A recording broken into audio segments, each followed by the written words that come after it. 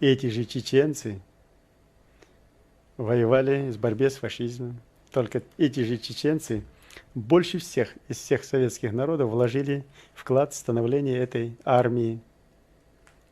Депортированные, резервированные, лишенные права человеческого, права на жизнь за всю эту советскую власть, пахали как буйволы, впрягшись в эту упряжку.